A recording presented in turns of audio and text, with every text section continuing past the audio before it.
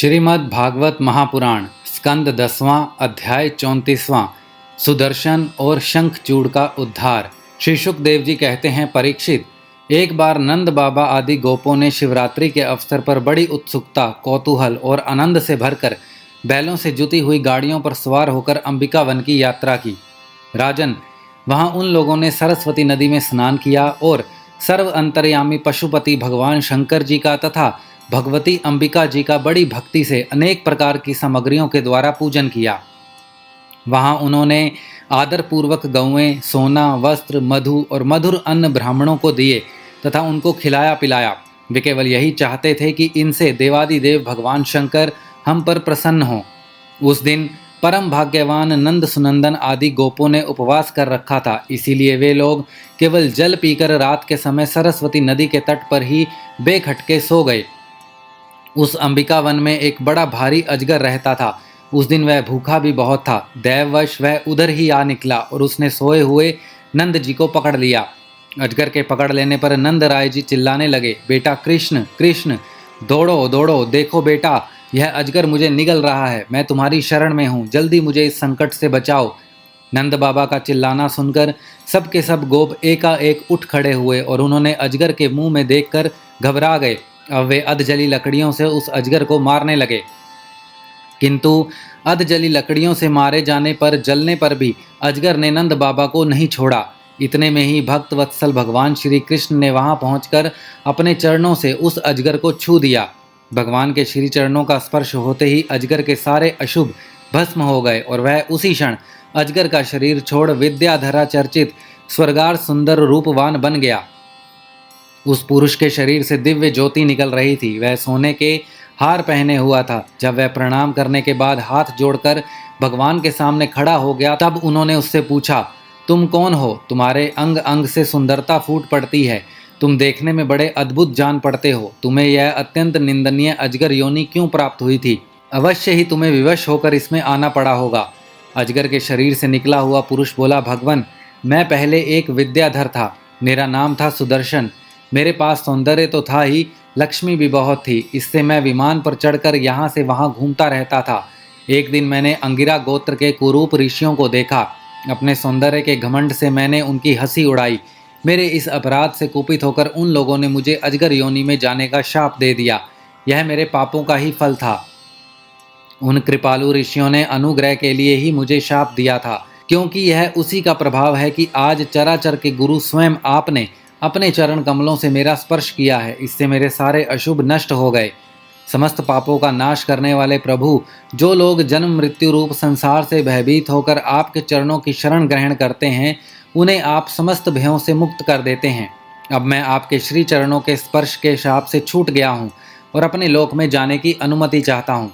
भक्त वत्सल महायोगेश्वर पुरुषोत्तम, मैं आपकी शरण में हूँ। इंद्र आदि समस्त लोकेश्वरों के परमेश्वर स्वयं प्रकाश परमात्मन, मुझे आज्ञा दीजिए। अपने स्वरूप में नित्य निरंतर एक रस रहने वाले अच्युत, आपके दर्शन मात्र से मैं ब्राह्मणों के शाप से मुक्त हो गया हूँ। यह कोई आश्चर्य की बात नहीं है, क्योंकि जो पुरुष आपके नामों का उच्चारण करता है, वह अपने आप को और समस्त श्रोताओं को भी तुरंत पवित्र कर देता है। फिर मुझे तो आपने स्वयं अपने चरण कमलों से स्पर्श किया है, तब भला मेरी मुक्ति में क्या संदेह हो सकता है? इस प्रकार सुदर्शन ने भगवान श्री कृष्ण से विनती की, परिक्रमा की और प्रणाम किया। फिर उनसे आज्ञा लेकर वह अपने लोक में चला गया और नंद बाबा इस भारी संकट से छूट गए। राजन, जब व्रजवासियों ने भगवान श्री कृष्ण का यह अद्भुत प्रभाव देखा, तब उन्हें बड़ा विस्मय हुआ। उन लोगों ने उस क्षेत्र में जो नियम ले रखे थे, उनको पूर्ण करके वे बड़े आदर और प्रेम से श्री कृष्ण की उस लीला का गान करते हुए पुनः ब्रज में लौट आए। एक दिन की बात है, अलौकिक कर्म करने वाले भगवान श्री कृष्ण और बलराम जी रात्रि के समय वन में गोपियों के साथ विहार कर रहे थे।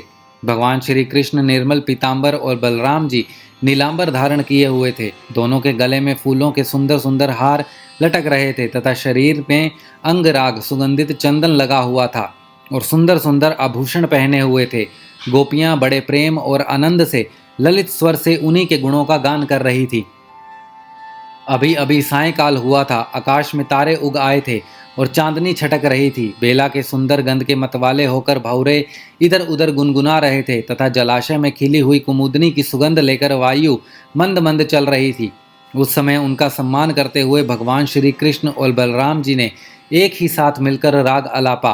उनका राग आरोह अवरोह स्वरों के चढ़ाव उतराव से बहुत ही सुंदर लग रहा था। वह जगत के समस्त प्राणियों के मन और कानों को आनंद से भर देने वाला था। उनका वह गान सुनकर गोपियां मोहित हो गई।